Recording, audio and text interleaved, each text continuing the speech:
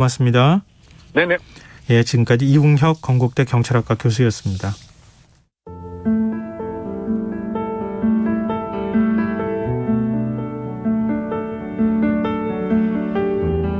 KBS 1라디오 김성환의 시사야.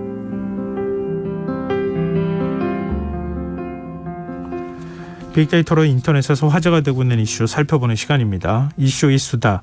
빅데이터를 읽어주는 김덕진 미래사회 IT연구소 소장 스튜디오에 나와 계십니다. 안녕하세요. 네, 안녕하세요. 자, 한 주간의 이슈 어떻게 뽑으셨습니까? 네, 이번 주 전체 그 데이터량이요. 지난주까지 한 1,423만 건이었는데 이번 주에 1,798만 건으로 한 300만 건 정도가 증가했습니다. 네. 왜 그런가 봤더니 300만 건이 거의 다 이제 이태원 참사 관련 내용으로 보시면 될 것 같습니다. 그 트위터에서만 이태원 참사 관련 전체 트윗량이 300만 건 이상 한글 트윗에 달했고요.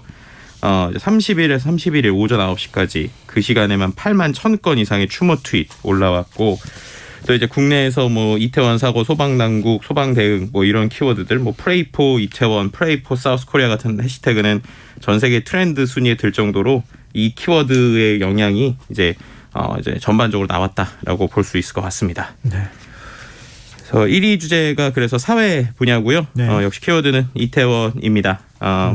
그럴 수밖에 없겠죠. 많은 그렇죠. 국민들이 뭐 안타까워하시고 관심도 많이 가졌던 사고니까. 네, 맞습니다. 이제 참사에 대한 뭐 여러 가지 뉴스들은 아마 앞에서도 계속 이야기가 됐을 것 같아서 조금 생략을 하고요. 최근 이제 가장 이제 SNS상에서도 많이 뉴스에 좀 화제가 되고 또 SNS에서 많은 사람들의 공감을 받았던 내용이 이 내용입니다. 그러니까 이태원에서 변당한 딸의 장기 기증도 못한다라고 하는 내용의 무너진 어머니의 말씀이죠. 그러니까는 전남 목포에 있는 간호대에 입학해서 간호사를 꿈꿨던 박모 씨가 27살인 딸이 가족들에게 장기 기증 의사를 내비친 적이 있어서 이 안타까운 상황에서도 딸의 의사를 존중해서 장기 기증을 결정을 했는데 병원에서 불가 판정을 받은 것입니다. 너무나도 몸 전체가 강한 압력에 깔려 있었기 때문에 장기 기증이 안 된다는 것인데요. 그것에 또 한 번 더 아픔을 겪었던 이 사건을 보면서 SNS에서 많은 사람들이 위로의 글들을 좀 올렸고요. 네. 또 그와 함께 이제 타지에서 허망하게 목숨을 잃은 외국인 피해자들의 가족들도 속속 한국을 찾게 되면서 네. 화제가 되고 있는데요. 뭐 오스트리아와 한국 이중국적인 김모 씨의 부모가 지난 30일 오전 한국 친지들로부터 아들아의 황망한 소식 듣고 31일 장례식장에 도착했다고 합니다. 이 친구 같은 경우는 원래 국내 대학 외국인 어학단에 2개월 정도 이제 원래 다니는 코스를 하고 오는 7일 공부를 마치고 오스트리아로 돌아갈 예정이었다고 하는데요. 그런 상황에서도 좀 이런 안타까운 일들이 있는 것이죠. 그러다 보니까 많은 지금 이 이태원과 관련된 글들이 올라오고 있는데 그중에서 댓글 하나가 저의 마음을 좀 통감했습니다. 네. 믿기 힘든 이태원 참사, 청춘은 죄가 없다. 왜 하필이면 거기 가느냐 이런 목소리 때문에 네. 아마 그런 얘기가 나오지 않았을까 싶은데요. 또 오늘 뭐 기사 보니까 지금의 20대가 세월호 참사도 겪었던 세대인데 그렇죠. 또 이태원 참사까지 겪어서 그 네. 트라우마가 더해졌다 뭐 이런 얘기도 하고 있더라고요. 네, 맞습니다. 사건 사고 분야에서 인도란 키워드가 또 있어요. 네, 우리가 알고 있는 국가인 인도를 얘기하는 건데요. 인도에서 그 보행자용 다리가 축제 인파가 몰리면서 붕괴됐다고 합니다.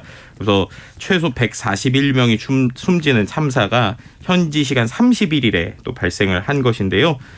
구자라트주 모비의 마추강에 놓인 다리가 보수공사를 마치고 재개통한 지 5일 만에 무너져서 최소 141명이 사망하고 100명이 넘는 부상자가 발생했다고 합니다. 이 다리가 이제 233m 길이에 폭 1.25m 보행자 전용 교량으로 붕괴 직전 다리 위에 500명이 넘는 사람이 있었던 걸로 나오고 있고요. 이제 이 다리가 이제 현수교를 지탱하는 케이블이 끊어지면서 다리 위에 있던 수백 명 그대로 강물에 빠졌다고 합니다. 이번 사고가 인도 최대 축제인 디왈리 기간을 맞아서 인파가 몰리면서 발생했다고 하는데요. 네. 영국이 인도를 식민 지배하던 1879년에 원래 이 다리가 세워졌었는데 최근 6개월간 보수공사 마치고 지난 25일에 개통 재개하면서 인파가 몰린 것으로 알려졌습니다. 그래서 인도 역시도 비극의 깊은 슬픔에 잠겨 있는 상황이고요. 희생자들에게 뭐 위로금이나 치료비를 좀 지원할 계획이라고 합니다. 네. 자, 2위 주제 어떤 분야에서 나왔습니까? 네, 2위 주제도 이제 환경 분야의 재해 분야고요. 키워드는 괴산입니다. 괴산에 지금 지진이 계속적으로 좀 이어지고 있는 것인데요. 지난달 29일에 충북 괴산에서 규모 4.1의 지진이 발생한 이후 사흘째 오늘까지도 여진이 계속 이어지고 있습니다. 천둥 같은 소리에 황급히 집에서 뛰어나올 정도로 놀랐던 괴산 주민들이 여진이 언제까지 이어질지 촉각을 좀 곤두세우고 있는 것이고요. 실제로 지금 오전까지 모두 21차례 여진이 이어졌다고 합니다. 그리고 그 중에서도 이제 특히나 1일 오전 2시 27분 같은 경우에 이제 규모 2.9의 여진이 있었는데 그 이후로 이제 많은 사람들이 좀 진동을 느꼈다고 합니다. 그래서 지금 여진 후에 계속적으로 신고도 접수되고 있고 예. 이 불안감이 계속 커지는 상황이다 보니까 언제까지 이어질지에 대해서 걱정하고 있는데 아직까지 예측은 사실상 불가능한 상황이라고 합니다. 근데 사실 괴산 지진도 이거 심상치 않잖아요. 그렇죠. 이것도 좀 우리가 예의주시해야 될 것 같습니다. 재난재해 상황에서 네. 개인별로 대처할 수 있는 방법 SNS상에서 또 화제가 되고 있다고요? 네, 맞습니다. 일단은 말씀드렸던 지진 같은 경우에 지진을 어떻게 대처할 것이냐라고 했을 때 간단하게 가정에 있을 때는 화재로 인한 2차 피해를 막기 위해서 전기나 가스를 끊고 두 손으로 머리를 감싸고 식탁이나 책상 밑으로 피신해야 된다. 건물 안에 있을 때는 엘리베이터에서 빨리 내리고 작은 건물에서는 1층보다는 2층, 2층보다는 3층이 안전하다. 또 학교에 있을 때는 책상 안에나 옆으로 대피하거나 내진 설계가 안 된 학교에서는 운동장으로 피신해야 된다. 이런 이제 지진과 관련된 대처법들이 나왔고요. 네. 또 이제 한 가지 이거는 저도 이제 꼭 말씀드리고 싶었던 내용인데 우리가 긴급 상황이 이제 생겨서 보통 이제 의식이 없이 만약에 병원에 가게 되면 예. 이 사람의 신원이나 이런 것들을 파악을 하는 게 중요하잖아요. 그렇죠.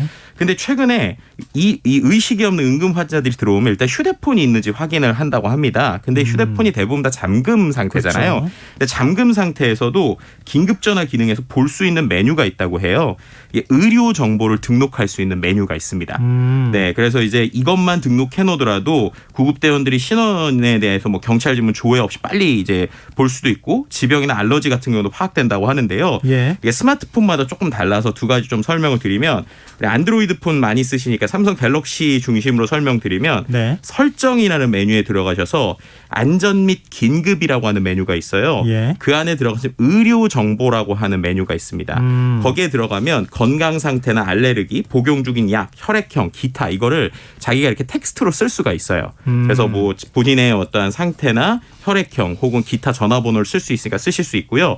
아이폰 같은 경우에는 건강 앱이라고 하는 메뉴가 있습니다. 그 안에서 요약, 프로필, 의료 정보 편집에 들어가시면 본인의 체중, 신장, 또 이제 긴급 연락처, 기본 언어 이런 것들을 좀 설정할 수 있어요. 그래서 그거 같은 경우에는 긴급 통화 모드가 되더라도 볼 수 있기 때문에 이것만 설정해놔도 기본적으로 좀 확인할 수 있으니까 이거는 등록 한번 해보시길 추천드립니다. 아니요, 이거 좀 꼭 해놓으시면 어떨까 싶어요. 왜냐하면 네. 요즘에는 신분증 안 갖고 다니시는 분들 굉장히 많거든요. 그렇죠. 휴대폰 앱으로 신분증을 대체하시는 분들도 많기 때문에 네.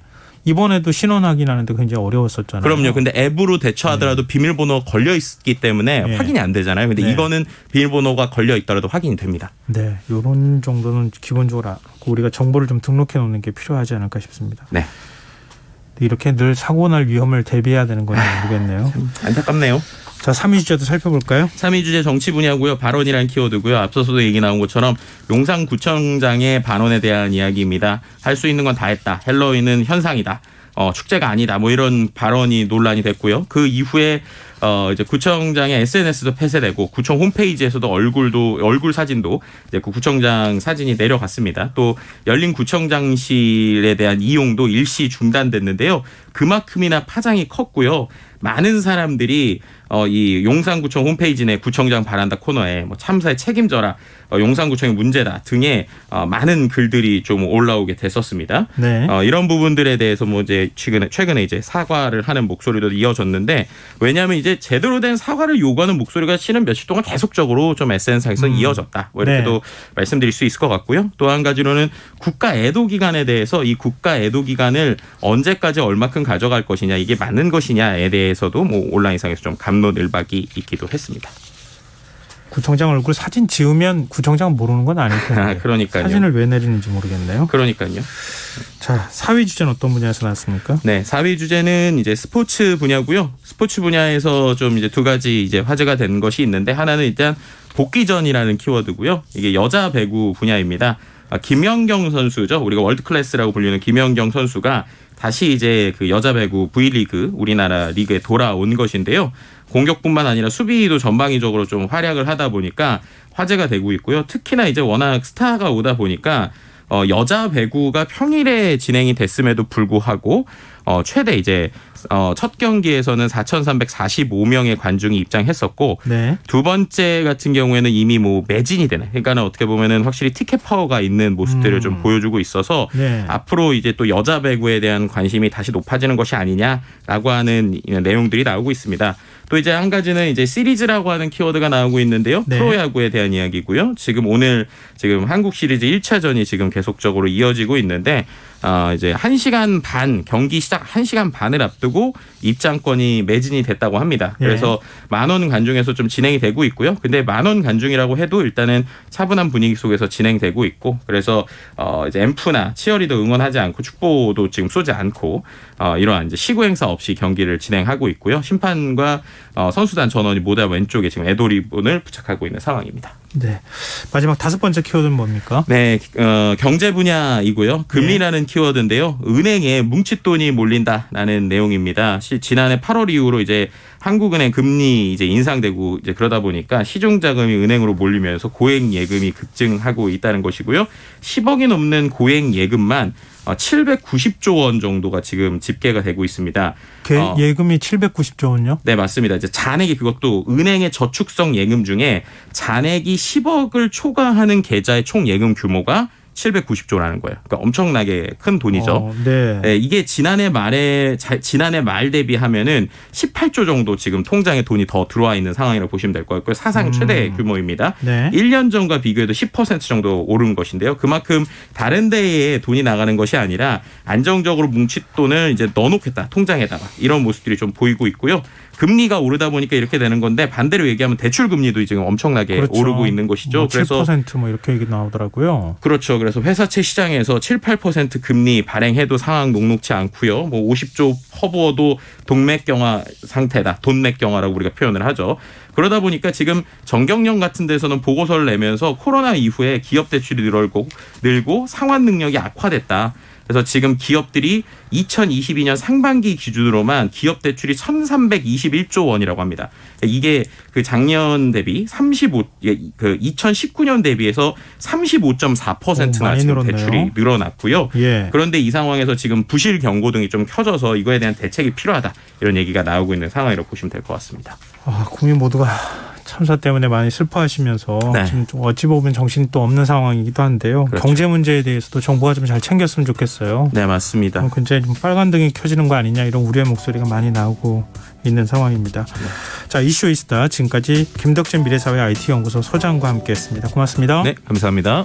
KBS 라디오 김성환의 시사야 1부 순서는 여기서 마무리하겠습니다. 전 11시 전과 2부에 다시 찾아뵙겠습니다.